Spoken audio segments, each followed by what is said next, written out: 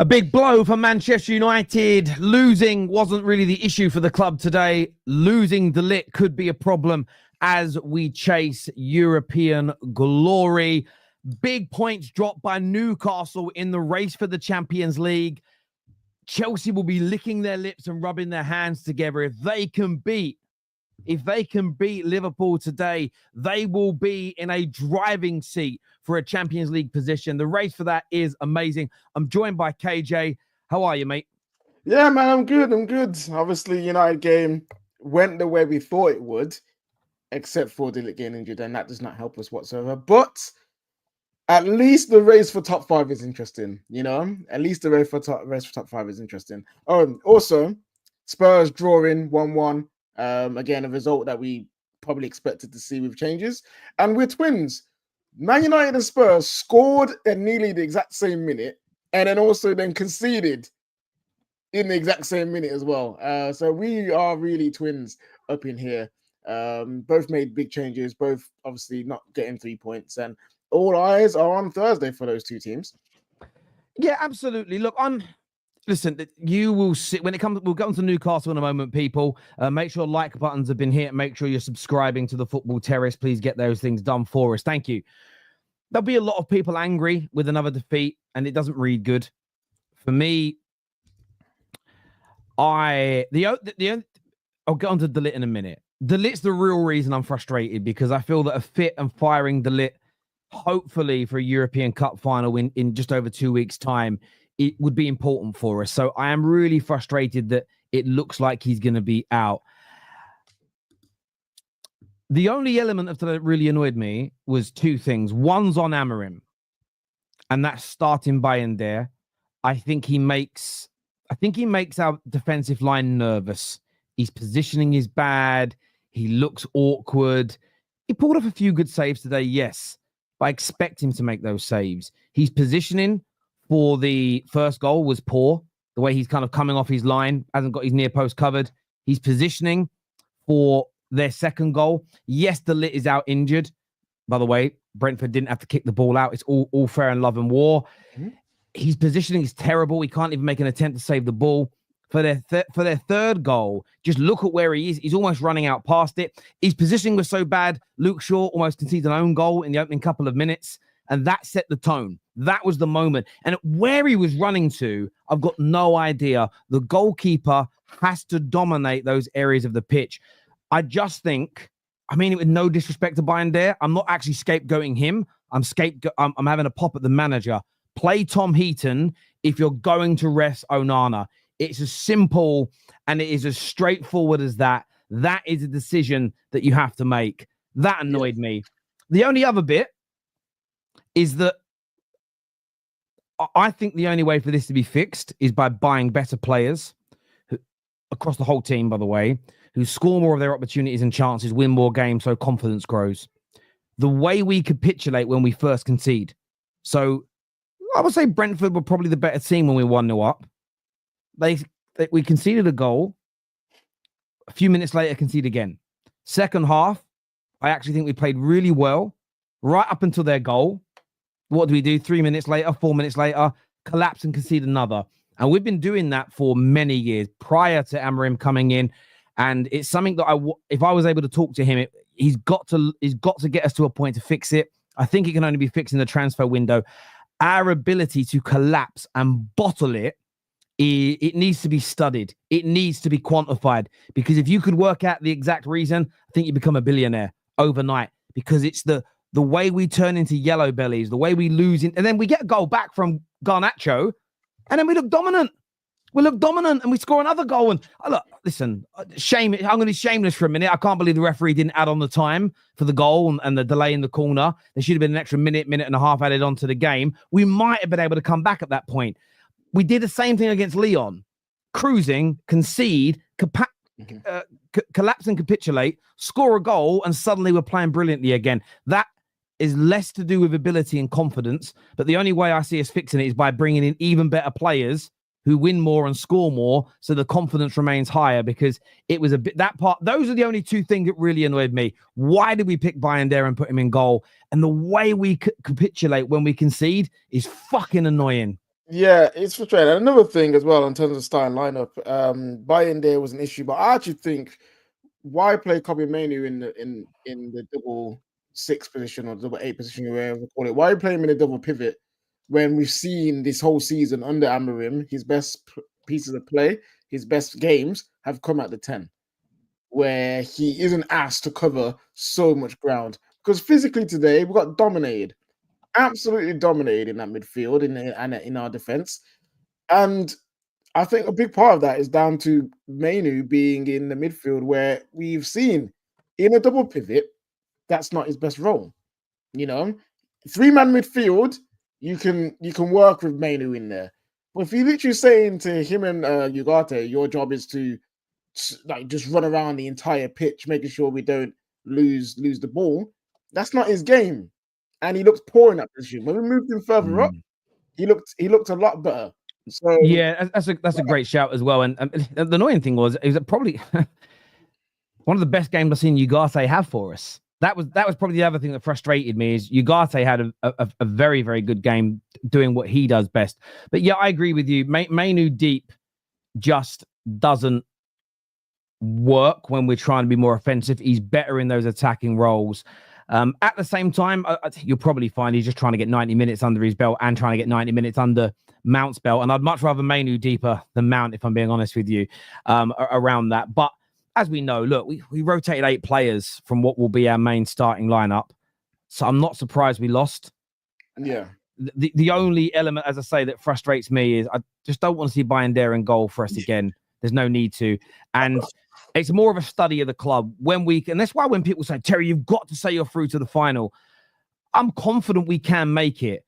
But we concede early in that game. Anything is possible because this team, I like quite a lot of these players. I've loved some of our wins this year. I'll be very happy if we win the Europa League. But what I will not deny is a lot of these players are chickens. A lot of these players have yellow bellies when they concede. They just lose their bottle.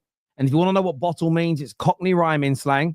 That means bottle and glass, which means arse, which means they shit themselves when they concede goals. We almost look a different team. A different team when we score compared to when we concede. Scoring early is often a problem for us as well. That's why the Bilbao result impressed me so much. We actually killed a game off and then saw it out.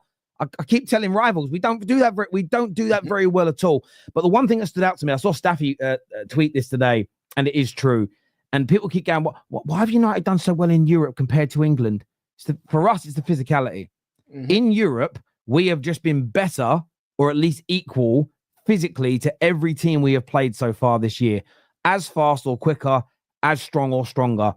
In the Premier League, I think we're only as quick as or as strong as 2 or 3 teams. There were so many times today where we got the ball in good positions. Do we get the shot off before they block? No. Can we turn a man and run past him? No. Even if when we get an advantage, Garnacho did it 3 times today. Beats a man, good ball into him.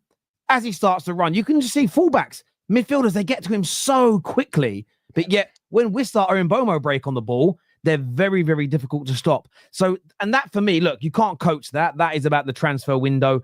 We can't help that in the short term as an example. But look, today was just like so many other Premier League games. However, did the result really matter? No, it's all about Thursday night in actuality. I'm not going to change my mind on that. But again, chances missed in the game, some terrible defending that leads to goals and then a collapse. And the physicality element is crazy to me. Mo's with us. What are you saying, Mo? You're on mute. I muted myself because I was listening to some Man United fans are just really getting annoyed at this game. It's the same as some Arsenal fans getting annoyed at Arsenal yesterday. Man United don't care about the league. This today was all about seeing the system, seeing the wing back, seeing Amad Diallo back, scoring a goal, Garnacho on that left side. You know what? These all the combinations that happens between Eriksen and Garnacho, the goal he scored, the assist, Mason Mount later run to the 18, is all about that. It is not about you looking at the result and just analyzing what results have happened. It's all about the goalkeeper not being good enough. Ben Yedder is not good enough for Man United, not even as a second goalkeeper. Lindelof. One of my problems with Lindelof is that why you have been at Man United for 8 years and you still panic when you get the ball, bro. Like, why? Why do you panic when you get the ball? You have been at this club with a lot of managers. He looks so like panicky, like you're not working for a new contract. You're not going to be here with like 1 year or something. You're going to get sold or you're going to get like another. Sorry, who did you say? Lindelof. Oh, yeah. Bro, he's so panicky on the ball. It's like a child. Like when you play at 17 years old for Man United, Lindelof looks exactly the same. He's so panicking on the ball, doesn't know how to pass, doesn't know where to stand. And I'm like, he actually fired the pass into Maguire at the end of the game. I'm like, what are you doing, bro? You're like 30 years old. What are you doing? Why are you here still? It has been 9 years for Lindelof. 9 years. He's been here since 20. I think it's 2019.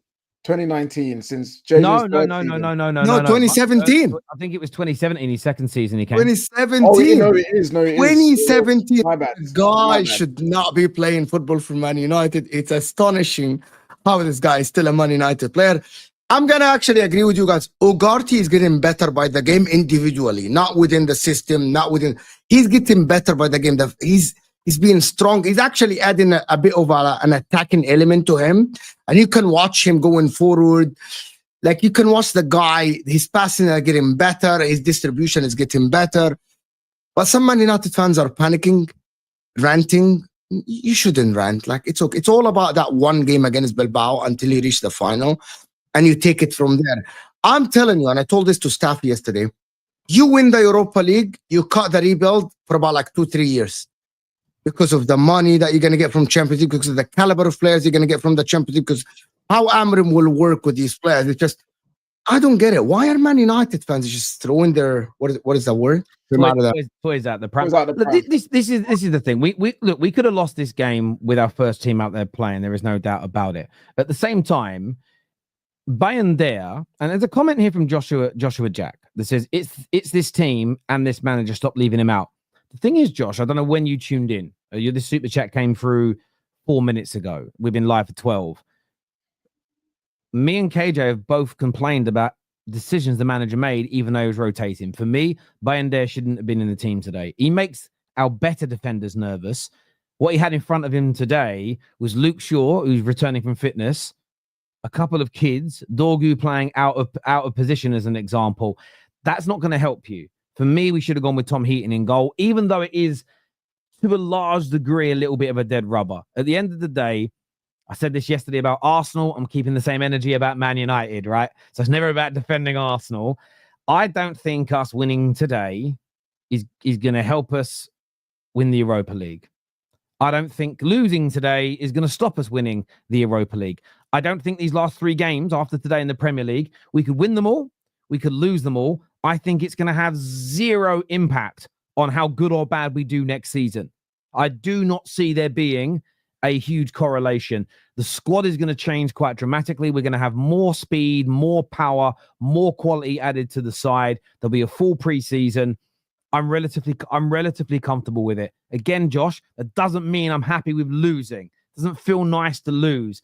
But these games are dead rubbers, and I don't believe they should be used to overly judge the manager. However, you're entitled to do it. But to your super chat, KJ and I in the beginning of the show both criticized Ruben Amorim. He was not left out, brother. We did not leave him out. But we know what it is. People want to hear us say, this is why Amorim is crap. Like they just want to hear that. Criticizing his decisions without mentioning the fact that he's rubbish or he's the worst manager ever, whatever people want to. That's not enough. We don't criticize the manager enough. And that my problem is that, okay, cool. You think he is the main problem with the team or with the club or whatever you want to say is. That is fine.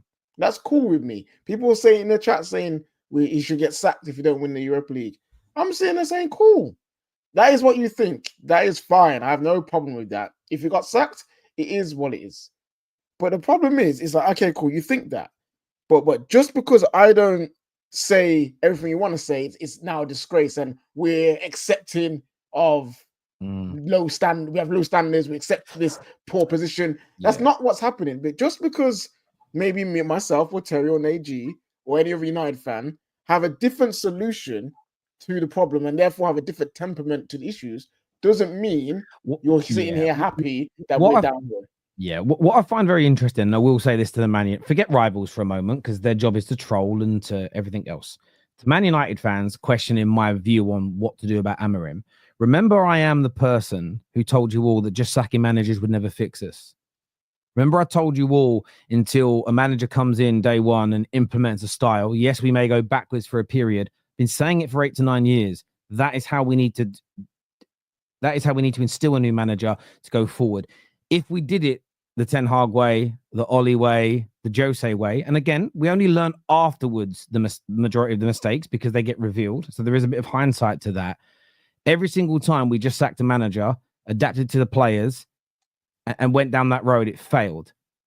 The one thing nobody has been able to answer for me, and I haven't actually posed this question because no one gave me answers for it. I haven't posed it for about a month, 6 weeks. Tell me why your solution will work. Tell me why not breaking the mold will work. I just want to understand it. I'm not saying you're wrong, not saying you're right. I just am still waiting for that explanation as to why sacking this manager and appointing somebody different who then has to start from scratch to instill their system. Or maybe you believe adapting to the players is the right choice. I need to understand your views on it. Forget Amorim the man. Forget 3 at the back. Forget that. That's not important. I want to understand what your solution is to fixing the club. I want to know if it's the same solution that's failed 6 or 7 times prior, or if you have a different one. You can say Amorim out. That's fine. I need to hear your solutions, people. Solutions, please. Sonshine, what'd you make of today, bro? Obviously didn't get the results. I think we all know, can concede that Europa League is the only thing that's worth playing for. I'm not gonna start by shitting on Brentford respectfully, or Stoke City, shall we say, giving them long throws. Them Rory Delap S throws were class, man. It took me a bit back to 08 days, but yeah, listen. The referee, I will start with that. Very rarely do I come in here and say certain things about referees, but I just felt like with a Manchester United that is struggling, we're in a situation where we need certain decisions to go in our favour, given the fact it's correct by the context of the law. And I just felt that the referee stitched us massively. Now, the reason why I'm not seeing this as an excuse, because I do believe every goal that was scored for Brentford was deserved by Brentford. I'm just saying the moments where United could have made the game even more expensive and even more fun to watch, the referee killed that for us. And I think they treated Obi very, very difficult, in my opinion. I don't think they were very fair with their decisions. And I think that killed whatever chance Manchester United had. So if you're have an understanding mind whilst I'm saying this, then big up yourself. If you think it's an excuse, then we can scrap that conversation. I just generally, again, I'll repeat what Brentford did. They deserved their goals, in my honest opinion. So it's not a saying that the referee bought Brentford their win. They deserved it, in my honest opinion. However, where Manchester United, from a competitive standpoint, could have gone toe to toe a little bit more, I think we were harsh done by the referee in key moments, which could have changed the tide of the game. Other than that, Garnacho, yeah, great wonder goal. The only difference for me and Garnacho in that goal is that he seemed to just do it off instinct, as opposed to when he's got time to think about trying to play football, to make the right decisions, he struggles. And I think this is why he misses so many chances. That the cross on Mason Mount, and then for him to try and take the shot on. Sorry, Mallow, are you serious right now, bro? The cat. The cat's playing with the damn flipping ball thing, man. Sorry, boys, if you can hear that. But yeah, no, listen, if you look at that shot, he had so much time to think about it, he completely misscuffed the shot. It's like, this is the difference between like natural ballers who are able to just do stuff like what Ahmad does, which I've been trying to say for the longest, and people like Garnacho. Garnacho is an instinct player. Off instinct, he can do it. When he's got that extra time to think or talk, he can do his thing to a certain degree, but never to a high level. And that certain thing that he does on instinct, simply just cut inside and hit it on his right. We need more, in my opinion, from our wingers that can do more on instinct, like an Amad Diallo who can go left, right, back, forward, and he does it all naturally on instinct. That is a level of baller that Manchester United should be looking at with that level of quality. So, yeah, no, Brentford deserved the win massively, in my honest opinion. Disappointed we didn't make the most of situations. But no complaints, Terry. We got Europa League, and that is what it is. But I'm not too sure about I must have missed the Amorim thing. You have to enlighten me. What do you mean? It's just people saying that it's his fault and he's the reason why we're bad. I'm gonna go to some of their comments actually. First one's we always get this one, which is you were hounding for Ten Hag to get sacked. Yeah, not again, but Mr. Chowdhury, not because I thought sacking Ten Hag alone would fix the football club. The problem is I can't say what I'm gonna say because it's gonna offend too many people on the internet. If you want basic, I'm not gonna give you a basic answer of sack the manager and we're fixed. It's a little bit more nuanced and intelligent than that, my friend. But yes, he had to go because what reason was it? He told us he would never implement the style of football that he was famed for before he joined. So for me, you got to go. If I hire a pastry chef who's the best in the world at making chocolate gâteaux and cakes, if he says, "Oh well, I'm going to cook for you with steak," you ever cooked a steak before? No, I don't know how to cook meat. I'm sacking the fucker from my kitchen. It's as simple as that. It's not. I'm sorry. Yeah, I was going to say, go for it. This here says, you know what's crazy? I don't think United are going to beat Spurs in the Europa League's final. Yvonne, beating Spurs in the final doesn't fix our season or fix the club either. It would just be something to celebrate in the short term. The same as winning the League Cup under Ten Hag and winning the FA Cup under Ten Hag didn't fix the football club. They were just good moments. Your league form is your bread and butter. And if you're not very good in the league, everything else is secondary to that. So yeah, whether we do or whether we don't doesn't mean we don't have problems to fix. Terry, you need to bang your fist on the desk, show more passion. Yes, I'm sorry. Yes, more standards, Terry. Yes, yeah, hang on. Oh fuck it! Did you feel that? KJ, you do it as well, please. Neji, bang for me. Whoa. No, bang the desk. Bang the desk. I can't. Hit something. Hit something. Yeah. Okay. Yeah, clap. My head. There you go. My head. No, you're gonna see it. As we all showed that anger, Man United got more points. It made Man United better at football. Oh fucking hell! I didn't know that. I didn't know. Hang on. Maybe if I threatened to beat a player up, maybe if I threatened to shoot someone at Ineos, maybe then we'll get even better at football. Yeah, that's what I'll do next time. That'll work. That'll work. Matt Neil here says, Terry, you are the first person to judge the refs. It explains to me why all three red cards in the Europa League are extremely suspicious.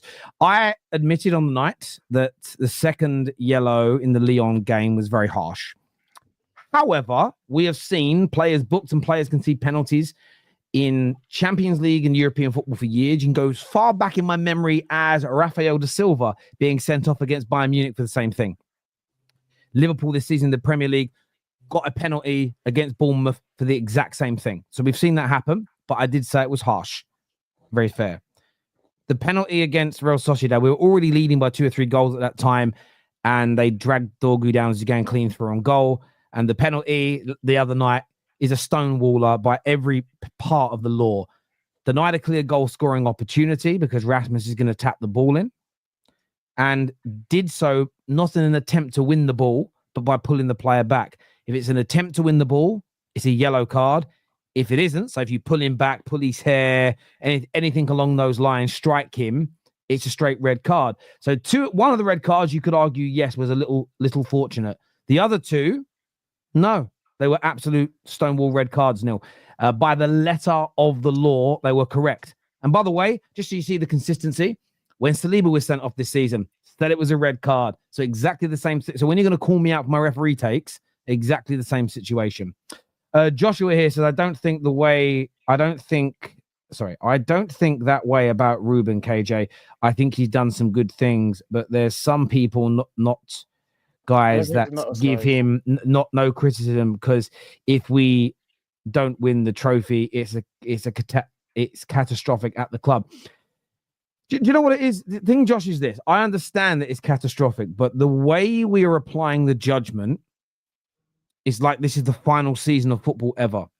Season finale of Game of Thrones is coming up, and if they don't get it right in the way I like it, it's ruined forever. I think sometimes we think about football as though this season means everything, and without this season, football's never going to feel the same again, or it's not going to exist anymore. It is terrible. But it's going to take time to fix this football club. It's going to take time, and no manager. What we haven't seen in 11 years, it's 12 years, is someone come in and try and instill a style of football and build a squad to match it. What we have seen is adapt to the players, start well, and then fall off later on down the line. We're doing something different. So we are seeing a lot of the bad form. We're seeing a lot of the catastrophes that normally come a year or so later at the beginning, potentially.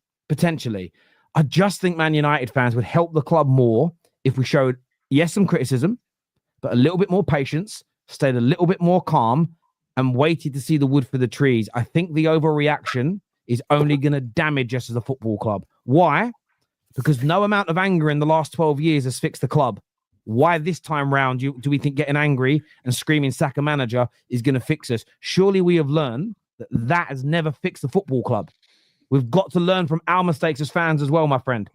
We really, and I know you're not toxic, Joshua. I know you're not toxic, but I don't understand. No one can give me a solution of how we're going to fix things. All you ever get is a cop-out bullshit answer. Not from you, Josh, from other people out there. It's not my job to decide that. Well, it ain't your job to say what to.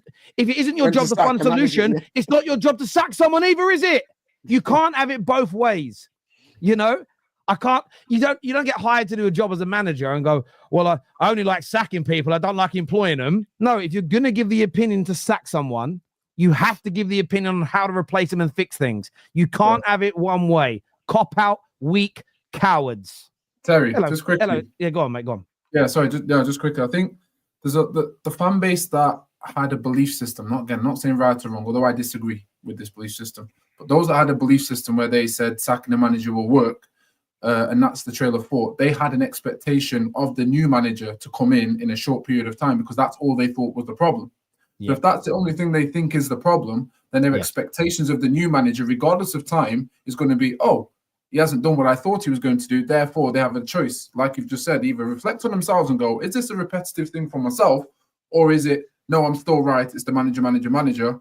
He should be doing better. And I think that's the two groups that you've got. Me personally, like I don't believe it was all on a manager, like I've said, and I think you can break it down quite easily. There's only elements that you could blame a manager for, but when you understand Manchester United and the situation, you quite quickly don't go down that route. And I think it's taken a lot of fans a lot of time to get to that stage where they're trying to realise that their own thought process, which is fine to reevaluate and check yourself. It's okay to do that. That's normal. If you're trying to find out what is right rather than try to fight who was right, and you take your ego and pride out the way. And that's half my issue here. Okay.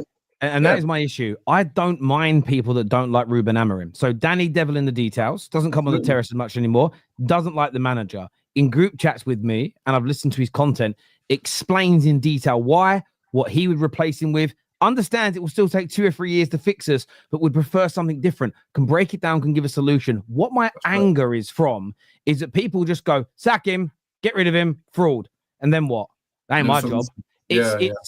Maybe what I should just do is stop interacting with it or thinking about it and leave those low IQ dickheads to whatever it is they're doing. Do you know what I'm saying? Because it's not what you're asking for. It's that you're unwilling to have a conversation about it that makes me angry. Because that's the point of these platforms we've created, is to talk about things. But everybody wants to be a fucking reductionist and just think that the solution is sacking someone. I mean, do you remember these same people said that getting rid of Rashford would make us a completely better football team? That ain't gone so well, is it? And now the same people are saying, well, we could have had Rashford scoring goals for us this year.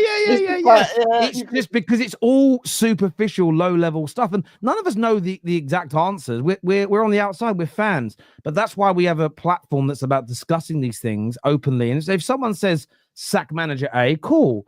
Why? Who would you bring in? What could that person do differently? Would you change the style? Why would you change the style? Why would you change the formation? Who would that get the best out of? Let's have a conversation about it. If you don't want to have the conversation, I'm forced to believe that you're just saying it for attention. Because how have you not thought it, especially if you're a grown-up, how have you not thought it through enough? Why did I think Chelsea were playing at Anfield today? Anyway, they're going to go 1-0 up. Can I ask you 1-0. Oh, Enzo Fernandez. What a goal. Liverpool, suck on that. Guard of Honor pricks. Sorry. Back to you guys. Now I need to watch the goal. I need to watch the goal now. Like, I just wanted to ask you a question, guys. You guys think if West Ham sacked their manager and hired Hansi Flick, would he be better instantly? No, Well, West Ham, Not no. necessarily. worse. You get worse. If West Ham sack their manager and get Hansi Flick, you get worse. No, Okay. so no, not from maybe not from this point. I'm talking from the previous two managers of Moyes and Lopetegui. Yes, because I think that Hansi Flick style of football is even better and maybe even more sophisticated than Potter's, and I don't necessarily know if he's got the players for it. You've also seen players like Fulkert come out and say half the players are not even listening to Potter. They just go, we don't play that way, so we're doing it differently. And I think that the higher up the ladder you go as a manager, I think you would struggle even more lower down the level. It's a bit like when we've seen players, and we saw Sol Campbell famously do this, join Notts County. He only lasted about a game and a half and was like, I can't fucking play at this level. And I think if someone like Flick dropped to the level of a West Ham, so the quality of player they have, the way that half the squad doesn't want to listen to that style of football, I think it would take a lot longer. I think it'd take a lot longer to turn it around and make it work personally. Sorry, just quickly, you got a great example in Ancelotti and Everton. That's a prime example. Ancelotti, was it Ancelotti? Yeah, Ancelotti went to Everton. Yeah. You didn't see nothing spectacular. Then he goes to Madrid and still does a dominant. So you just got to know, like. And he doesn't have a set style of play though. So someone like Hansi Flick coming in and trying to put something in regimented and kind of the way he does. The same as Pep, by the way. Pep, if he went to PSG, would kill it. Pep, if he went to West Ham or Brentford, I think it would take him a lot longer. I don't even know if he could get that team to its optimum best. Could he? And that's not a dig at Pep's coaching ability. It's just the mindset of he would never have had a group of players around him of that low level of quality before. They're going to go 2-0 up here. Oh, nearly. But yeah, sorry, Staffy, what are you here to say, bro? Oh, I saw you guys rising the standards by getting angry, so I tried to raise the standards. Oh, so yeah, bang the desk and we'll get better. That's the rules. No, so I did something different. I was asked on my watch along to break something, and the only thing I could have broke was a frame with my diploma in it. So I don't want to do that. So I tried to break a pen, but I just found out it's unbreakable. So now I'm just left with a half-bent pen. Oh, I know. Hang on a minute. Hang on. You think you could be one of the 1 in 100 men to fight a gorilla, and you can't even break a fucking pen? Get out of here, man. It just bends. It doesn't break. What do you want me to do? It's either that or I'm going to break this beautiful mug that I got from London, and I didn't want to break it. Henry talks football. The chair, bruv. The chair needs to get it. See, I should have done that. I forgot about it. Chair, but then sometimes I stream in my underwear, and I can't do what Henry did. Anyways, forget about all that. I do that. Yeah, I can't just get up. It's comfy when it's warm. I'll just be an idiot in his underwear rather than be an idiot kicking his chair. But what was I gonna say? Listen, man, this United team, Mo, you're right. You said we shouldn't be raging today. I didn't rage at all on my watch along, and I think most people should have raged. We didn't really like. We shouldn't have cared for that game that much. I was kind of excited to see some of the kids play. It was kind of exciting to see something different. I wanted to see Cheeto. I didn't want to see Hoyland. I wanted to see Fredrickson. I wanted to see Amas. I just wanted to see a lot of change. It was a little bit disappointing to go down 4-1, considering that we were 1-0 up. But I came to remember that this same Brentford team has bullied us 3 years in a row in that very stadium. It was year one under Ten Hag. We lost 4-0. And we all looked at that team that then we said, wow, we could not match them physically. Then we went there last year. We drew 1-1, but everyone remembers that was highway robbery. 31 shots we conceded that game. Bro, they had 83 touches in our box. They broke our record that day. 83 touches in our box. And if it wasn't for a Mason Mount fluke goal, it's a game that we all admitted we should have lost. And then today we lost again. It's one of those, I think Nagy said it before I joined. It's just, he highlighted things, but he was like, I can't sit here and pretend that Brentford didn't deserve these goals. And I can't sit here and pretend that Brentford didn't win. I'm more looking at it and I'm thinking, who the hell has been in this club since that first Ten Hag game where we lost 4-0? Because I know Ineos came in and a lot of people left, a lot of people came in, but surely there's at least a couple people still in common. And whoever they are, how the fuck have you still been in this job and thinking, like, in 3 years, you did nothing to build a team that got bullied 4-0 to Brentford, to later 3 years later, at some point was down 4-1 to Brentford. We improved by 1 goal in 3 years. And I just looked at the lack of progression and I'm like, who is running decisions in these clubs? Who's looking at this team and is saying, like, you know what, these players are good. Like, I just find it baffling. I find it amazing how we managed to make little to no progress in those 3 years. And it's not even one of those where like I can look at a team, I'm like, you know what? This team is very technical, but they lack physicality. We're not even that. We're not technical, but then when it comes to being athletes, we don't even have athletes. We I just have hear, Frederick man. getting dunked on in the back post. I'm getting Harry Alma's getting absolutely cooked on the wing. I'm having a midfield of Mainoo and Ugarte, which I'm not gonna lie, it's some of the funniest pivots you can ever put out there. Two of them, short as fuck, small legs. Ugarte probably can run a little bit, but even when they get the ball, people were asking why Mainoo was struggling. Who the fuck was he gonna pass the ball to? He's playing in the midfield with Mount, Ugarte, Not true. Garnacha. Like that's not a midfield that anyone can do anything in. And since I said Mount, I'm not gonna lie, bro. I watched Mount today and I watched Shaw, and I swear to God, bro, if you didn't tell me and just showed me clips of them playing, and you didn't tell me what game it was, and would have told me, by the way, this was a testimonial, I would believe you. Yeah, Like, I would genuinely believe this is a blowing, friendly bro. game. Blowing. yeah. Bro, none of I genuinely Yeah. don't think, by the way, I think in the Premier League level, these guys are done. I don't think they can play Premier League football no more. They cannot play 90 minutes to save their lives. Luke Shaw looks fatigued in 45 minutes. Mason Mount, that shot he took in the second half, he got a shot that got blocked and got the ball again and shot it. We've all played football at any level. If you play pickup football, you know when you kick a ball and you're like, fuck, I'm tired as fuck, and you're just trying to shoot it. Yeah. That shot where he took, I'm like, bro, that guy has no stamina left. His muscles in his legs are probably cramping up right now. The commentator said, "Oh, if they said, oh, you know, if United could get a fit and fully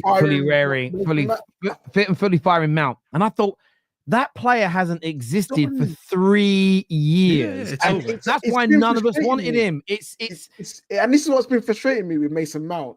He's not been good enough. He's been injured most of the time. We spent 60 million on him, but apparently every single commentator is like, "Oh, but you know what? He could come good, and when he does, you got a decent player." No, he can't play more than 30 minutes, KJ. He has one job, which is to play off the bench for us. Yeah. He was washed when we signed him from Chelsea. He's washed ever since. He spent 2 years injured. Yeah. And he's been injured. And I don't get this whole idea of when Mason Mount turns it around, it's done. Yeah. They confirmed it to me. Finish. Yeah, they're never ever. No, I generally don't think they can play. Forget United. I don't think they can play in the Premier League. They have to go to Serie A and look at it. Here's Egal. What are you gonna say, Egal? Because I know what you're here for, and you're absolutely shameless. Go ahead and say it. I know what you're here for. First things first. I'm very grateful that Brighton got a result versus Newcastle, and we don't have to deal with those people who are gonna have meltdowns all week until we play our next Premier League game, right? So I'm happy about that. Number one. Number two, Staffy, I came out to speak to you because why do you care that much? Really and truly, you yourself have said play the kids on numerous occasions. You yourself have said, you know what, at least I'll be happy if I see some of these youngsters getting a chance or different players getting more opportunities. And you're focusing on the trophy you can win, your path to the Champions League. And I'm not saying you shouldn't be a little bit upset about the performance or you can criticize 100%. But at the grand scheme of things, shouldn't you be focusing on what will progress your club forward? And that is the Europa League. The league is done. Yeah, I never disagree with that. Here's where you're being shameless. Let me add context for you guys don't know. Yesterday, I was on Mo's channel after the match reaction. I just went in on Arsenal, and I think I was very valid for what I said.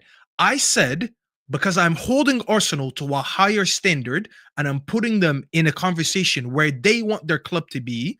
I don't think you can be playing seasons in isolation. This whole bigger fish to fry at some point needs to end. You cannot just absolutely tank in the league, win the Champions League, which I think would cover over it, don't get me wrong. But then it doesn't mean that you have to go back and reassess why there was a massive regression in the league. I said all great teams at some point had to fire on all ends in all these competitions. I said, that's why we look at some Man City teams. They're some of the greatest teams in England. Man United have some of the greatest teams in England. Chelsea have some of the greatest teams in England. Does anybody care? Said, you know what? We're going to focus on one thing and not the other. For you to try to do that to me, you just mentioned Chelsea. The difference between me and you, I don't put Manchester United in any good conversations because I know my team is dog shit. The Europa League is a cop-out mechanism for us because it does benefit us financially, and obviously it benefits us how we can build up for next season. But I also know that going into the summer, I'm gonna be like, next year I'm gonna be in the league, in the Champions League. I'm in big trouble. I need to go figure out why I was sitting 15th in the league. I'm putting Arsenal in that conversation because for years right now, you guys have been doing this gimmick, and I don't like football being played in isolation. That's not how you look at in the league, at the Champions League. All right. I hear your point. I get we're in two different situations, but I'm not speaking about your club. If we're not here to talk about Arsenal. I get your point, but I get your point. But the reason why I'm correlating it with your situation right now, I can't be seeing Staffy saying, "Oh, we're conceding 3 goals versus Brentford, no progression in 3 years." Well, yes, you've gone backwards because your team has been stripped and you're rebuilding. You don't have the same. You don't have the same level of. You don't have the same level of trajectory as you back then. Back then, you're still in the Champions League. Back then, you weren't starting a rebuild. You were already 1 year into a new manager. You got 3 years ago, I was in the Europa League as well, losing by 4 goals to Brentford. The majority of the players that played that game, a lot of them are still here. So Eriksen was still in that game. Maguire, even though he didn't do anything wrong, Maguire was there. Luke Shaw was there. Some of those players were on the bench. It's not this. I'm not saying it's the same exact thing. No, but I'm saying more 3 years in a row, I'm getting bullied to Brentford. No, Like, but I'm saying, I'm saying though, it's really not something you should be that upset about in the end of the day. Because if I'm you not win, upset about, but I pointed it out. If you win, this is the most I've been upset. I bet a pen. That's all I did. It's, all like, right. It's not that deep. I think there's more to be proud of because you guys are focusing on the main trophy. You guys are giving opportunities to young players, continuing to bleed in youth for the future. Mason Mount came back, got involved, and he's actually showed something for once. So big up to him. And then overall. Minus the Mason Mount part. Minus overall, you guys know what your priorities are. And focus on your priorities. That's all it is. Yeah, that's fine, Egal. That's fine. But we still have to talk. But at the end of the day, we still have to talk about. We do know getting that. Injured is probably the biggest loss of today. I think we can all agree on that. I agree. And listen, Egal, I'm on your side here by and large. For me, it is more about Thursday night and then that final. I'm more annoyed about the Lit being out injured than anything else. I think there's a few things though. The one big thing for me is still the way we capitulate. Generally, if we lose a man to a red card or we concede, it's so likely that we can concede again very quickly. And that's something again, I don't think that's something we can coach. I think that's about buying better quality players, as you've said, Staffy, better technical floor, better physical floor. And I just think having better players makes you a better team and will make you more confident. Let's go to some of the comments that have come through here. First of all, Nigel says, Terry, I feel like United are in debt and are cheating their way for a Champions League slot with all these red cards. Surely you can see it. Oh, okay. Look, listen, I look at it this way, right? You got to ask yourself this. This might be a troll, but Nigel, this is what I would say. If UEFA are cheating along with us, they wouldn't have given Sociedad 2 penalties in that tie as well, would they? And they were both VAR style penalties. I had to go and check it. They would have had a great opportunity to give us the win in the first game and to start the game in the second leg. Because nobody, by the way, when they first saw the De Ligt tackle, no one said penalty. No one said penalty at all. Just really interesting though. Someone pointed this out to me that De Ligt penalty, De Ligt then steps across the player and stops him making contact with the ball. That happened in a few other games in the semi-finals of the Champions League, and they said they were good tackles. But that's another conversation for another day. By the way, talk about Bilbao's red cards to the final. I was about. Thank you. Yeah, Bilbao. By the way, Bilbao had like 5 red cards in their favor. Yeah. Terry, for the people who don't know, Bilbao had 2 back-to-back red cards for Roma in their first in their first knockout game, and then when they played Rangers got a red card. So if you're looking at our 3 red cards, they quite literally had 3 red cards in a row. Fenerbahce, red card. If we're talking about reds, let's talk about all the reds. Yeah. So they want Bilbao to win. I agree. So we're going to get a red card next game by this. Jerome said, told you both that we are mud brothers. That is such a bad game of football. Yeah, I don't know what people were expecting today, though. Hi, Terry. I love your content and would love to be a contributor to the show. Please, how can I go about it? DM KJ on Twitter, and KJ sort it out. Not on Instagram because Dre will ignore you. So. Yeah, Dre will ignore it. Off topic, but EPL challenges Arsenal are so close to 10th, are closer to 10th than first, and you wonder why the league is weak. Yeah, look, again, though, but to the point, even with what Staffy was saying, you are right that a team like Arsenal should be able to fight on both fronts. They've already been criticised for that. The league was over in February. It's not really that important anymore. I just think that we've seen this so many times in football where teams decide, well, the league's over, they win some points, they lose some points. But again, if Arsenal would have really got their heads down and started winning all their games, and Liverpool just go to the beach now for the rest of the season and lose all their matches, and Arsenal end up finishing 1 point behind them, that wouldn't have indicated a closer title race based on when the title was decided. It's for me, it's a good bit of banter, but yeah. Don't care about the league. Winning the Europa is a success. Next season, aim for top 10 plus a Carabao Cup. That's 4 trophies in 4 years, 5-year process. Patience with Ineos. Yeah, I mean, I'll be aiming for a much better finish than top 10 next year. But you also have to consider how good everybody else is who we buy. But I do want better than that as a standard view right now. Toxic fans are the reason this club isn't stable, setting unrealistic expectations. We sack Ollie because of a title race obsession when he was building. Look, I don't necessarily think fans being angry and wanting managers out helps damages the club all the time.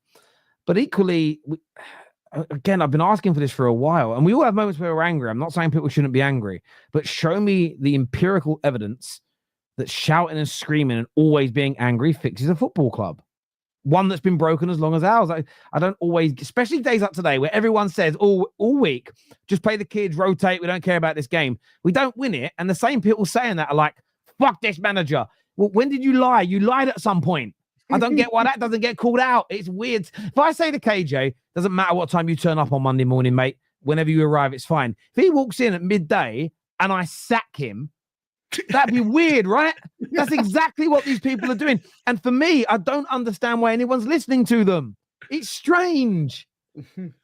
People act like this is not our 3rd Europa final and 1 semi-final in 10 years. We are not Spurs. We don't need an easy format. Whoa, slow down. We ain't got to the final yet. Relax. We've had 2 Europa League finals and a semi-final in 10 years. Just slow down. I mean, the easier format does help. Let's be honest, bro. Is it easier, or is it what the Europa League should have been all along? Like, let's just say things for how it is. You know what I'm saying? Like, when Liverpool fans don't want to say it's a weekend league, just celebrate the league and just still admit it. Like, why can't you just say it? All I'm saying is, for years, everyone was saying the fact that the 3rd place Champions League teams get to go in the Europa League was wrong. It's wrong. They got battered in the Champions League, so why did they get a chance? They don't deserve a second chance. They don't deserve a second chance. That was the rhetoric for years. Now that they've stopped doing that, and Man United and Spurs are towards the final, but the Champions League teams haven't dropped in, so that means it's a crap competition. And no one called it out all year. It's because they didn't expect us to get there. What they don't want to admit is the truth, is that Man United and Tottenham thus far have completely overachieved based on everybody's predictions, and they don't want to be honest and truthful. The red and blue here says, so if a mechanic is supposed to fix my car, but he wrecks it instead, am I right to call the sack? But can't give a solution since I don't know shit about the car. Well, you can hang on. You can give a solution. I don't know how to fix a car, but if my car just needs the alternator changed, and by the time I get it back, there's no engine, the steering wheel's gone, and it's on fire, I know a solution. Find a better mechanic. I can do some research. I can find one with better ratings, find one a friend's been to, find one that's got a great what's that? Not TripAdvisor thing, but I could Google rating. Yeah. There's things I can do. I can do research and then find a better garage. Okay. In your scenario. Very simple. I don't need to be a mechanic to find a better mechanic. You're done. Yeah, and sorry, go on. Yeah, and also this analogy for me doesn't work because you're then assuming the car that needs to be fixed is like a brand new Lamborghini. Maybe the tires bust out and it's just the tire that's the problem. This ain't a Lamborghini, bruv, that the mechanic's trying to fix. It's a restoration. This car's been rusting out the back and got weeds and everything. And you have to destroy it to get it better. And add to KJ's point, to add to it, and I think to finish this, I get the analogy. When as part of that restoration job, there's going to be a point where you turn up and everything's been taken out. The car, have you ever watched those shows where they restore a car? It turns up in kind of one piece looking like shit. And there's almost a period where the whole thing's taken apart, spread out on the floor. At that moment in time, the car's in a worse position because it's all taken apart. It definitely don't even start now. It doesn't even look like a car. But you then got to put it back together. Man United need to be put back together. The Red and Brew, you could be right. And that in 3 years' time, we may not have improved. We might have a worse squad. We could be in a much worse position and have a much worse foundation than when Amorim came in.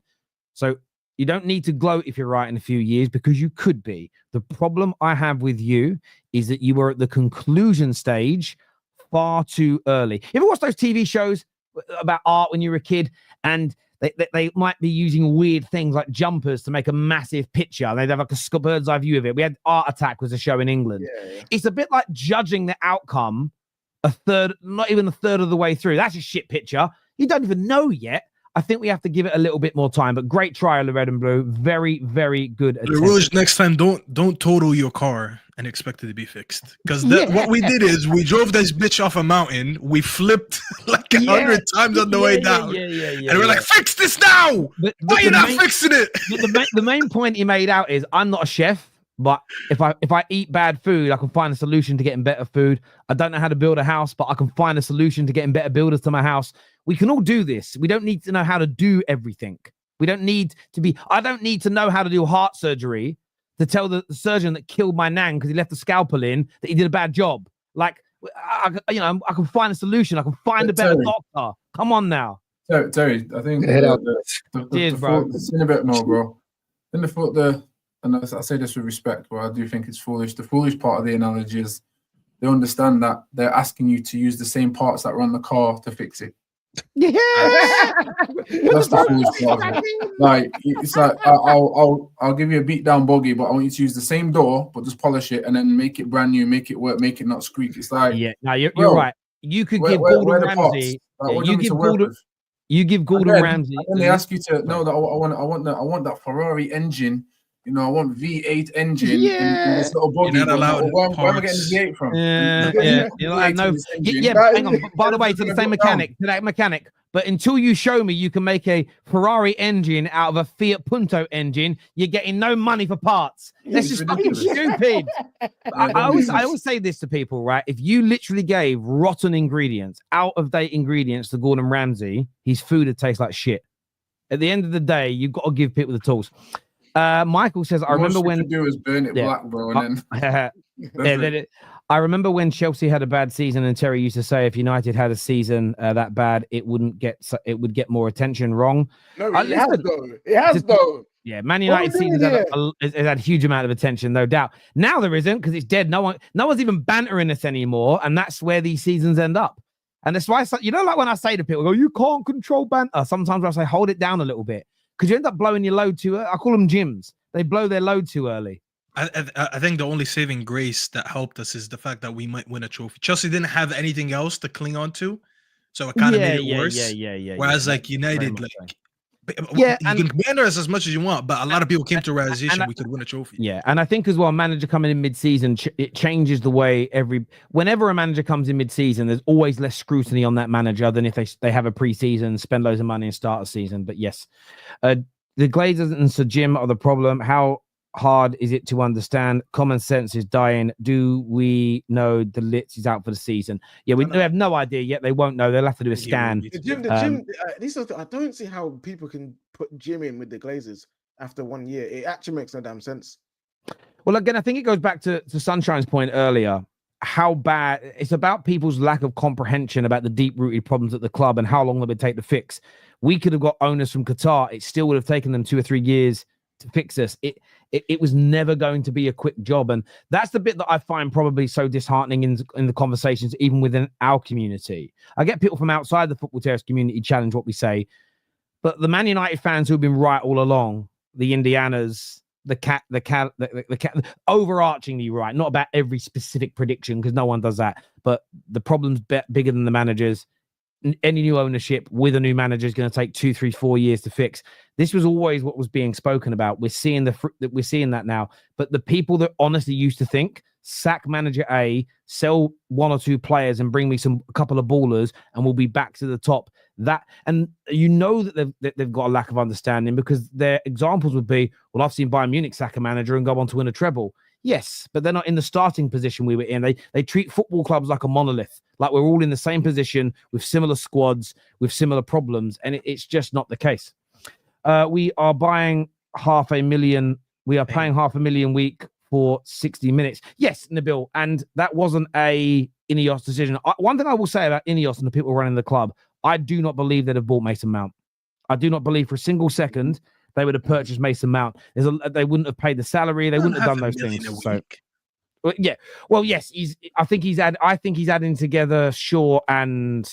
Oh, if he is, Mount, then yeah, Mount. I guess. Yeah. And equally, it's little things like they brought this into the football club and everyone wants to ignore it. They quite literally said, Berta said it. Players get 18 months to 2 years now to show their Man United quality. We have not had that standard at our football club since Sir Alex Ferguson left.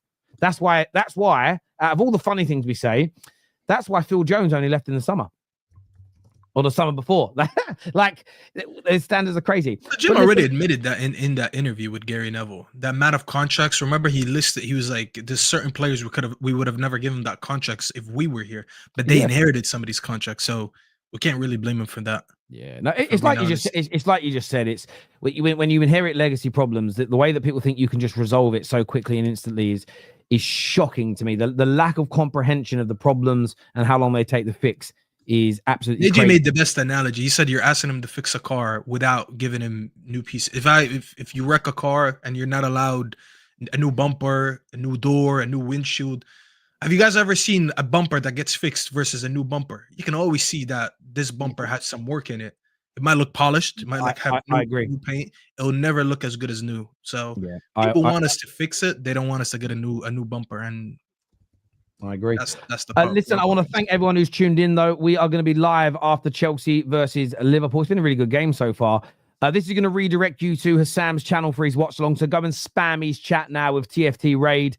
Until next time, everybody, take care. Goodbye. God bless. And we'll see you all again soon. Peace.